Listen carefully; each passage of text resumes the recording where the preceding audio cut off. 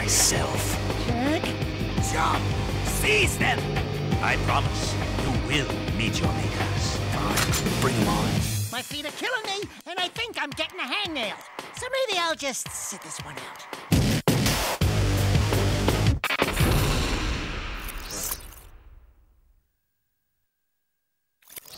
Samus hits a small screen in her quest to track down and defeat the lifeform mimicking X-Parasite in Metroid Fusion for the GPA. With classic Metroid music and effects, the sound has surprising depth and quality for a GBA game. The 2D side-scrolling graphics are reminiscent of Super Metroid for the Super Nintendo Entertainment System, only fine-tuned with lots of diversity in the level design. Samus's controls handle great, with notable improvements like the ability to hang from ledges, climb walls, and travel across overhead ladders. Although helpful for beginners, there's a bit too much assistance from the navigation computer, which takes away from the exploration factor in this reasonably short game. Linking up to the GameCube won't do much for Fusion players, but it does activate a new suit for Samus in Metroid Prime, plus unlocking the original Metroid game for use on the Cube. Another piece of the Metroid puzzle which will have you fused to your GBA. Our score for Metroid Fusion, 3.5 stars.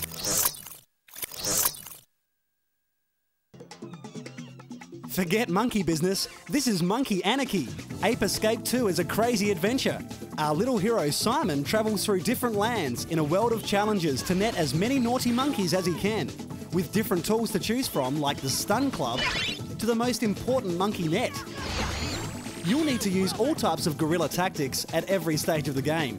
Ape Escape 2 is entertaining and challenging enough for all ages, so don't let that monkey get away from you. 3.5 stars. Sonic the Hedgehog, with all his moves and antics, has even more to battle and collect in Sonic Advance 2. The next in the crazy adventure which has the world's fastest hedgehog running, jumping, and collecting as many Chaos Emeralds as possible along the way. A new friend named Cream the Rabbit joins Sonic to thwart the evil machines of Dr. Eggman, who's up to his old tricks again. Evade the obstacles and enemies, unlock secret areas, and uncover hidden Chaos Emeralds to transform into Super Sonic for the final battle. Another high-paced, side-scrolling action title keeping true to the original games. This is a great sequel in the Sonic lineup.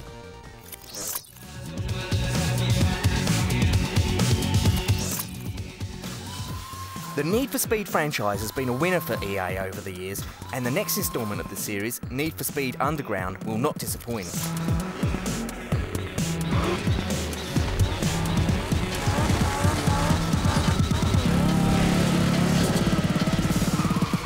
Riding off the back of a modern automotive phenomenon, import racing, made mainstream by movies like The Fast and the Furious, EA has crafted a compelling treat for today's gamers.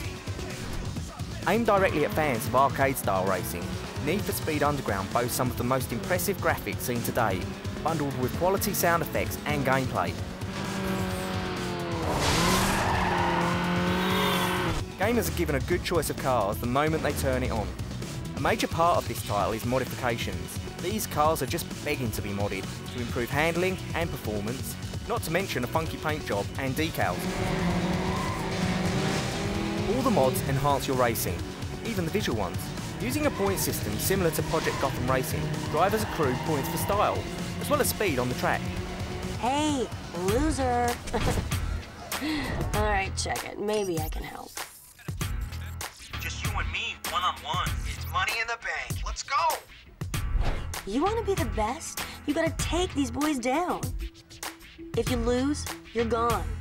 Got it? Good. Now move it.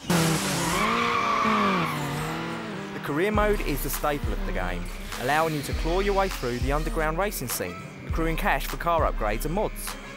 Come here to find the latest races. The race map will show you where all the action is. To keep things interesting, there are several race modes, including drag, circuit, and drift races.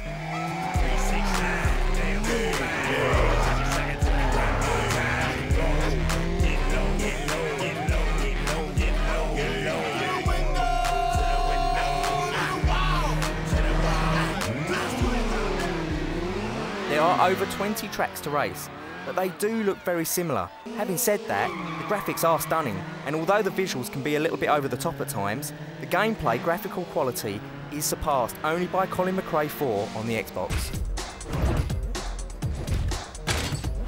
Hey, what you think? You digging it? Then you gotta win.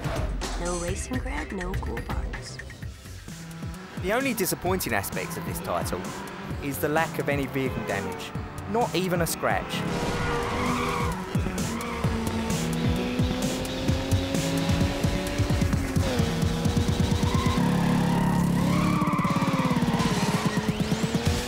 If you are a fan of driving games, this will bug you, but probably not as much as the lack of challenges. You still have to drive, and drive well, but you won't have to struggle to get enough cash for your next mod.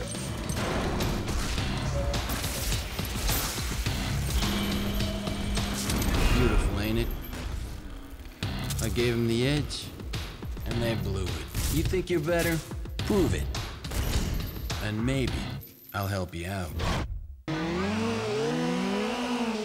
Need for Speed Underground is a very playable, visually spectacular instalment in an ever-growing series. This game will be a staple for race fans, and in a genre that is crammed to overflowing with half-baked titles, you could do worse, a lot worse.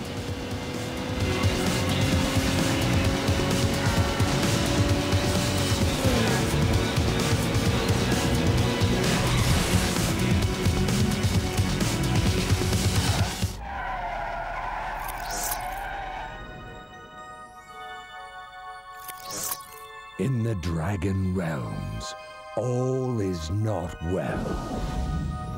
The fallen dragon, Red, is using the dark gems to poison the life of the world. 5 heroes must fight the forces of evil. Spyro, Hunter, Sergeant Bird, Sparks, and the newest comrade, Blink. Now is the time. Let the battle commence.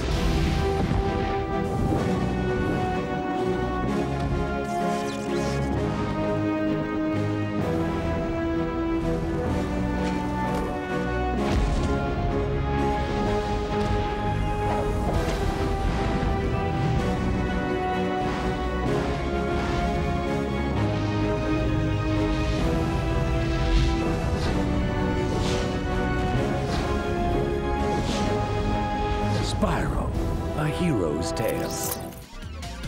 Next on Control Freaks, Nintendo goes bongos, and it's a Black Monday for the getaway. Let's all watch Control Freaks. Woohoo! Before PlayStation, GameCube and Xbox, there's a whole history of console gaming. The early 90s were dominated by the Super Nintendo Entertainment System. Donkey Kong Country broke new ground on a console that gamers had thought had reached its peak. With stunning visuals for its time, and a character franchise that has been a winner for Nintendo for 2 decades, Donkey Kong made a massive mark on a generation of gamers. And all this from a translation error. Monkey Kong, the original title, just doesn't have the same ring.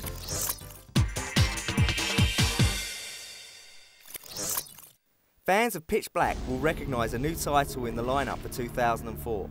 Time for release with the movie, The Chronicles of Riddick, Escape from Butcher Bay, is a first-person prequel to the film. Welcome to Butcher Bay. Triple Max Security Prison. Toughest slam in the universe. Impossible to escape. My name is Ian Stevens. I'm a producer for Vivendi Universal Games, working on The Chronicles of Riddick, Escape from Butcher Bay. And we're here at E3 this week, showing off the game, giving consumers and retailers and the media a chance to play it. The game's done now. It'll be on store shelves June 1st, about 2 weeks ahead of the movie, which releases June 11th. And what it is a first-person shooter for the Xbox. Pretty immersive hybrid game that involves some really unique key features. As a first-person game, we have a melee fighting system, a really simple, accessible feature. Take users like 5 seconds to figure that out. Your buddy can go to the bathroom, you can pick up the controller, and you're using a key feature. left hooks, right hooks, uppercuts, forward lunges, and a really in-depth combo system. And then Riddick has this ability to see in the dark. So of course stealth is a big part of this game as well. Although traditionally stealth is usually about avoiding conflict and getting through areas without being seen. In the Chronicles of Riddick, Escape from Butcher Bay, stealth is more about catching guards unaware, shooting out the lights, getting a dark room where guards are afraid, looking around with flashlights. Then we have action-adventure elements which really capitalize on the amount of work that the studio put into making sure that the game was a great prequel to Pitch Black and the new film. You can interact with all these different NPCs in the world, trade cigarettes or money with them for weapons or information, take on side missions. There's a lot of character development in this universe, and there's a lot of that that's done through being able to talk to virtually anyone you see. And then of course we have an incredible action element. A lot of weapons that we're giving players to use with a lot of technology built around that to make the environment really interactive and really reactive to anything they want to shoot at. Lots of destructible entities in the environment, things you can blow up, things you can use as a gameplay mechanism, shooting down ceilings or fans in the ceiling to drop them on enemies, things like that. And of course the technology is also a big feature. At E3 for a couple of years now, people have been looking at games like Doom 3, Halo 2, Half-Life 2, and getting really excited about things like dynamic lighting and real-life physics and some of the incredible detail that can be achieved through things like normal mapping and really advanced bump mapping. And we do all of that in Riddick, and it's really obvious. All the per-pixel shading, dynamic lighting, normal mapping is used on every object and area and surface and character in the game. Real-life physics are a big part of not only the interaction but also the gameplay. And ultimately, the game is done and running at a smooth 30 frames a second. And players will be able to pick this up in a couple weeks, have it, enjoy it, not have to wait like they're going to with a lot of these other, big flashy games that are, starting to make people a little anxious. Only the one who can take out an army can break out of hell.